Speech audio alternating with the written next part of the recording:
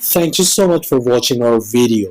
Please do not forget to like, comment, share and subscribe to Reality of Islam.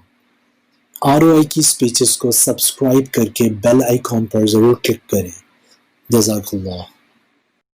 بسم اللہ الرحمن الرحیم. السلام علیکم ورحمۃ اللہ. آج کا سوال بہت زیادہ اہم ہے کیونکہ یہ تصویر سے متعلق ہے، اور آج کل بہت سارے ایسے کپڑے استعمال کیے جاتے ہیں جن میں تصویر استعمال ہوتی ہیں اور ان کے اوپر پرنٹ ہوا ہوتا ہے. تو آج کا سوال میں آپ کے ساتھ شیئر کرتا ہوں. کیا یہ کپڑا پہنا جا سکتا ہے؟ اس کی تصاویر جاندار اشیاء کی تصاویر میں شمار ہوں گی؟